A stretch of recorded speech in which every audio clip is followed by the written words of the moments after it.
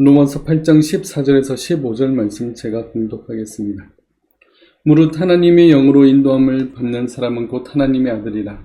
너희는 다시 무서워하는 종의 영을 받지 아니하고 양자의 영을 받았으므로 우리가 아빠 아버지라 부르짖느니라. 아멘.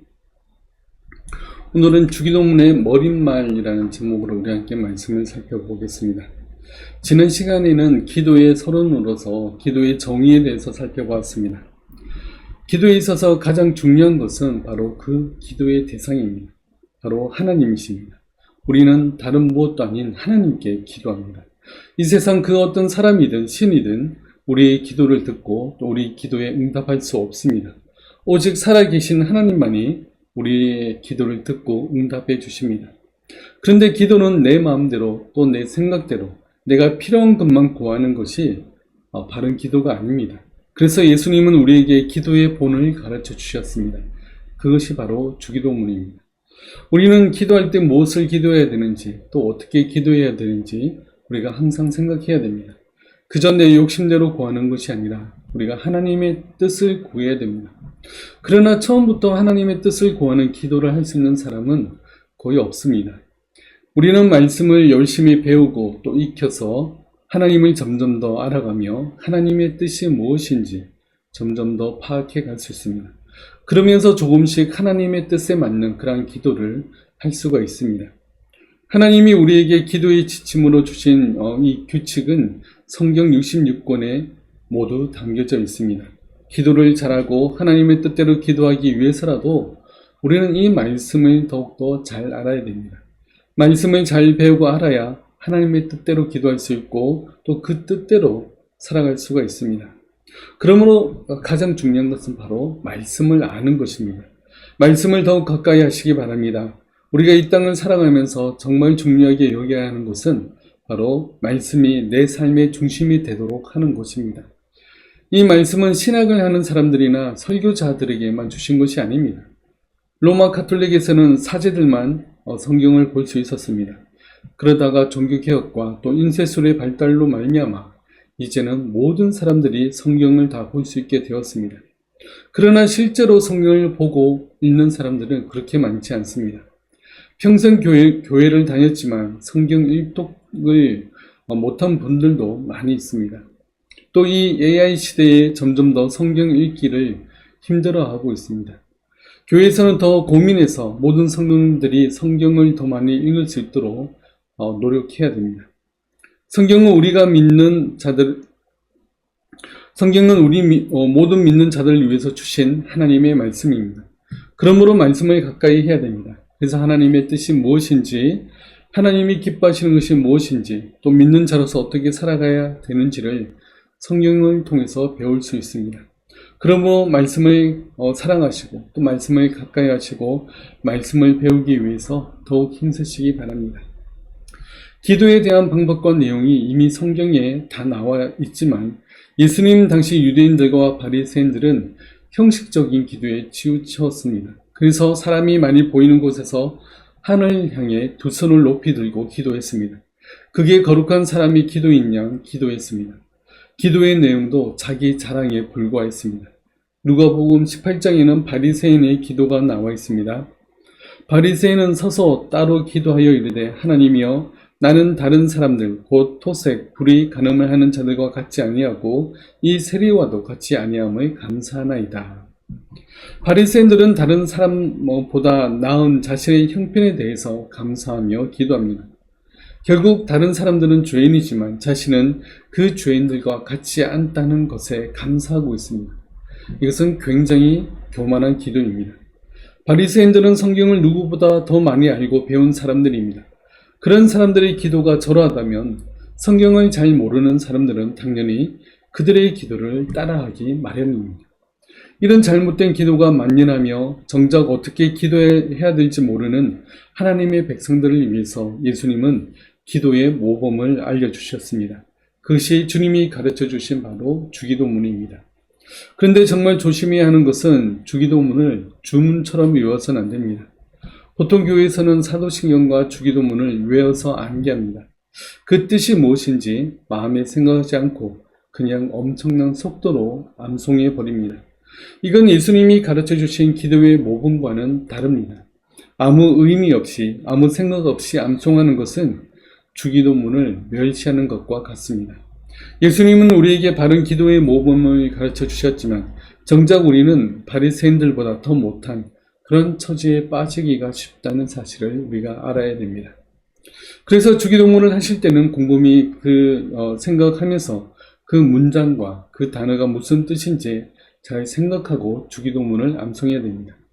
아니면 아예 눈을 뜨고 주기도문을 읽으면서 그 의미를 생각해 보는 것이 생각 없이 암송하는 것보다 훨씬 중요합니다. 예수님이 가르쳐 주신 이 귀한 주기도문의 의미를 우리가 잘 파악하고 생각해서 우리가 주기도문을 암송할 때마다 그 뜻을 잘 파악하기 힘쓰시기 바랍니다. 오늘은 그 기도의 모범인 주기도문을 살펴보도록 하겠습니다. 하이델베르그 요일문답 120문을 보겠습니다. 그리스도는 왜 하나님을 우리 아버지라고 부르도록 우리에게 명하셨습니까? 이에 답합니다.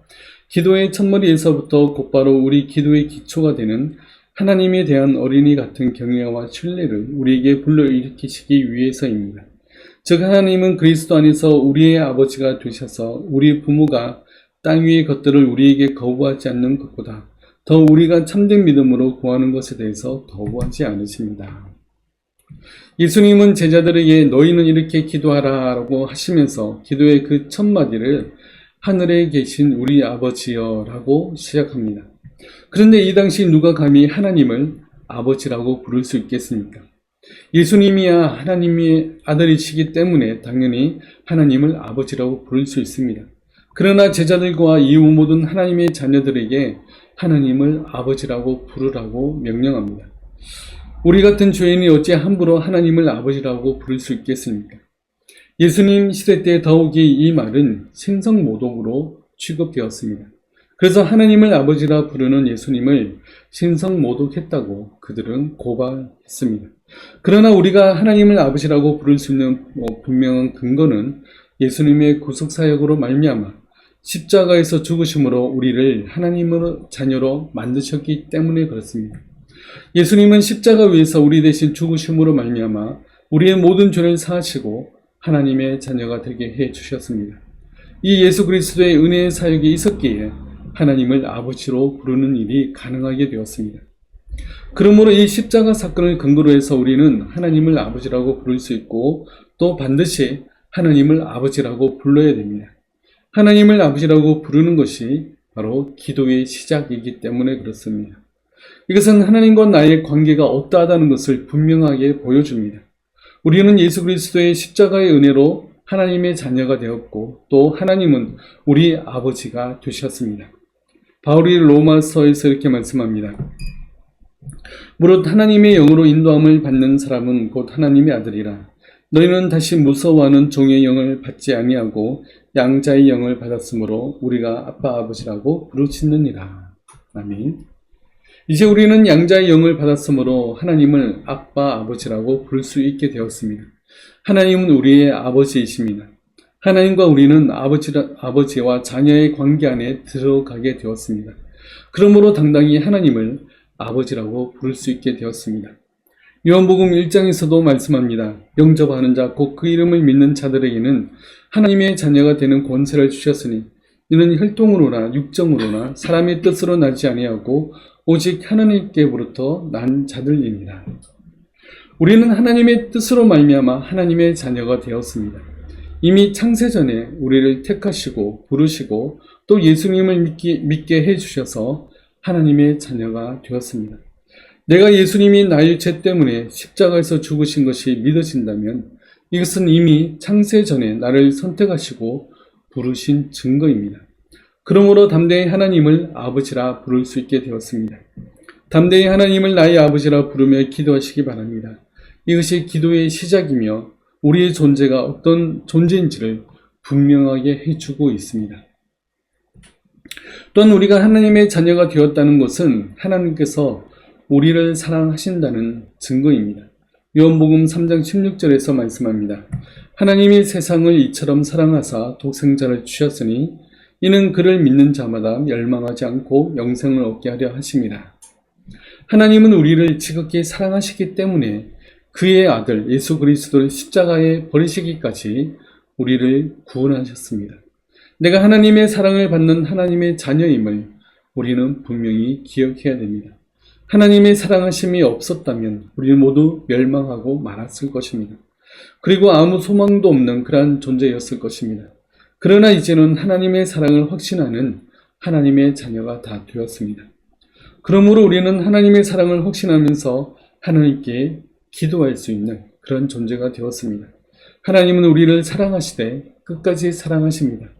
하나님의 사랑은 변하지 않는 사랑입니다.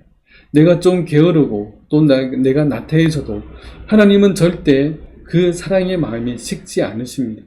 내가 어떤 존재인지 상관없이 하나님은 나를 사랑하십니다. 이 확신을 가지고 하나님께 나아가시기 바랍니다. 우리는 하나님의 자녀입니다. 내가 좀 잘못하고 실수할 수 있습니다. 또 죄를 지을 수도 있습니다. 그렇다고 하나님이 생명책에서 우리의 이름을 제하여 버리실까요? 절대 그렇지 않습니다. 우리가 자꾸 실수하고 잘못하고 또 죄를 지었다고 낙심하지 마시기 바랍니다. 거기서 다시 하나님의 사랑을 확인하고 또 확신하고 그래서 다시 일어서야 됩니다. 다시 하나님께 나아가야 됩니다. 나의 잘못과 죄악으로 말미암아 지레 짐작하고 하나님께서 이제 나를 미워하실 거야. 또 하나님께서 나를 벌하실 거야. 하나님께서 나를 멀리하실 거야 라고 생각하고 하나님으로부터 등을 돌린다면 사탄이 승리하게 됩니다. 우리가 넘어지고 쓰러져도 다시 기어서라도 우리는 하나님 앞으로 나아가야 됩니다. 그게 중요합니다. 어려울수록 또 힘들수록 큰 벽에 가로막힌 것 같은 그러한 때에 더욱 하나님을 찾고 하나님께 나아가야 됩니다. 기도의 본을 보여준 우리 믿음의 선배들의 본을 따라 기도하기를 힘쓰는 우리 모두가 되시기 바랍니다. 힘들고 어려운 상황 속에서 더욱 하나님을 부르짖고 찾는 우리 모두가 되시기 바랍니다. 우리에 대한 하나님의 변치 않으시는 사랑을 확신하고 언제라도 어느 때라도 하나님께 나아가는 우리 모두가 다 되시길 바라겠습니다. 그리고 주기도문의 머릿말에는 하늘에 계신 우리 아버지라고 부르고 있습니다. 하늘에 계신 나의 아버지가 아니라 하늘에 계신 우리 아버지라고 부르고 있습니다. 오늘 하이델베르그 요리문답 답 부분 후반부를 다시 보겠습니다. 즉 하나님은 그리스도 안에서 우리의 아버지가 되셔서 우리 부모가 땅 위의 것들을 우리에게 거부하지 않는 것보다 더 우리가 참된 믿음으로 구하는 것에 대하여 거부하지 않으십니다. 기도는 공동체적입니다. 나만을 위한 기도가 되어서는 안 됩니다. 물론 나의 필요를 구하는 것도 필요합니다. 그리고 동시에 이웃을 위해서 기도를 해야 됩니다. 그들의 믿음과 그들의 신앙 성장을 위해서 기도하고 낙심에서 쓰러져 있는 이들이 있다면 다시 힘을 내고 일어서기를 위해서 우리는 기도해야 됩니다. 사고와 질병으로 마음이 약해진 믿음의 사람들과 또 그 가족들이 다시금 힘을 내고 끝까지 견디며 이겨낼 수 있도록 우리가 기도해야 됩니다. 약하고 또 가난하고 힘겹게 살아가는 하나님의 백성들이 많이 있습니다. 그들을 위해서 우리가 기도해야 됩니다. 또 멀리 해외에서 선교하는 선교사님들을 위해서도 기도해야 됩니다. 그래서 하나님의 말씀과 복음이 땅끝까지 이르도록 우리가 함께 기도로 협력해야 됩니다. 또한 낙심하여 교회를 떠나고 또 하나님을 잊어버리고 사는 하나님의 백성들도 많이 있습니다. 교회에서 사람 때문에 상처를 입거나 또 비성경적이고 또 비인격적인 일들로 인해서 상처를 받아서 교회에 나오지 않고 하나님과 점점 멀어져가는 하나님의 백성들이 있습니다. 그들이 속히 하나님 품으로 돌아올 수 있도록 우리는 계속해서 기도해야 됩니다. 그리고 한국 교회를 위해서도 기도해야 됩니다. 한국 교회가 깨어서 바로 서며 이 나라를 바르게 이끌어갈 그러한 지도자들이 많이 배출되며 지역에 그리스도의 사랑을 나타내며 삶의 본보기가 되는 그러한 교회들이 많이 나타날 수 있도록 우리가 또 함께 기도하시기 바랍니다. 이렇게 우리 주위에 있는 믿음의 자녀들 위해서 또한 한국 교회를 위해서 우리는 계속해서 기도해야 됩니다. 이것이 하나님을 우리 아버지라고 부르는 의미입니다. 이렇게 공동체를 위해서 기도하기를 힘쓰는 저와 여러분들 다 되시길 바라겠습니다. 그 다음 하이델베르그 요론문답 121문을 보겠습니다. 하늘에 계신이란 말이 왜 첨가되었습니까? 이게 답합니다. 우리가 하나님의 천상적 존엄을 땅의 개념으로 생각하지 않고 우리의 몸과 영혼에 필요한 모든 것을 그의 전능한 능력으로부터 기대하도록 하기 위해서입니다. 주기도문 첫 시작은 하늘에 계신 우리 아버지입니다. 그런데 하나님이 하늘에 계신다는 그러한 고백은 하나님께서 저 멀리 하늘에 계시고 우리와는 굉장히 멀리 있는 분으로 우리가 생각하기가 쉽습니다. 그러나 여기서는 이렇게 공간적인 개념으로 생각해서는 안 됩니다. 여기서 하늘에 계신 분이라는 말은 하나님의 신분을 말해주고 있습니다. 하나님은 존재와 능력과 권위에서 제약이나 한이 없으신 그런 분이십니다. 하나님은 하늘과 땅과 우주 만물을 지으신 분이십니다. 또한 이 우주 만물의 주인이시면서 지금도 그 주권적 통치력을 가지고 이 모든 것을 통치하며 다스리고 계십니다. 이런 의미에서 하늘에 계신 우리 아버지라는 뜻입니다. 우리가 기도하며 부르는 그 하나님은 이처럼 능력이 뛰어난 분이십니다. 이 세상과 우주 만물이 하나님의 발 아래 다 있습니다. 그 하나님께서 나를 사랑하시며 나의 기도를 들어주시며 또 나와 항상 함께 해주시는 그런 분이십니다. 얼마나 큰 위로와 힘이 됩니까? 다윗은 시편 34편에서 이렇게 고백합니다. 여호와의 눈은 의인을 향하시고 그의 귀는 그들의 부르짖음에 기울이시는도다. 하나님의 눈은 언제나 그의 자녀들을 향해 서 있습니다. 부모님이 어린 자녀들이 어디로 튀어나갈지 알지 못하기 때문에 항상 자녀들을 지켜보는 것처럼 하나님의 시선은 항상 그의 자녀들을 향해 서 있습니다. 그렇게 우리에게 어떤 일이 일어나든지 다 알고 계십니다. 또 하나님의 귀는 그의 자녀들의 부르짖음에 귀를 기울이십니다. 부모님이 어린 자녀의 그 작은 소리 하나에도 민감하듯이 하나님은 우리들의 기도와 부르짖음에 항상 귀를 기울여서 듣고 계십니다. 그리고 하나님은 가장 합당한 때에 합당한 방법으로 우리의 기도에 응답하시며 또 선한 길로 인도하십니다.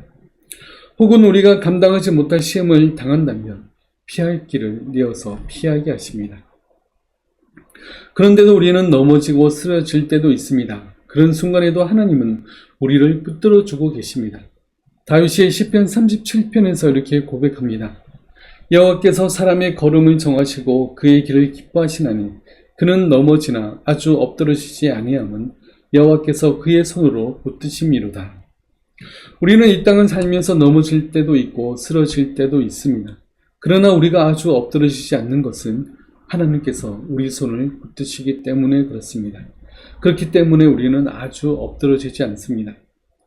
의인이란 아무 시련도 없고 고난도 없는 그러한 사람이 아니라 그런 시련과 고난 속에서도 하나님이 손잡아 일으키시며 또 앞으로 나아가게 하는 사람이 바로 의인입니다.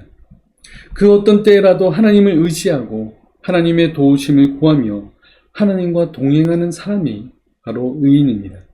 우리가 넘어지고 쓰러지지만 우리를 사랑하시는 하나님은 우리를 다시 붙잡아 일으켜서 다시 걸어가게 하십니다. 특히 기도하는 사람과 함께 하십니다. 예수님은 쉬지 않고 기도하셨고 또 때와 장소를 가리지 않고 기도하셨습니다.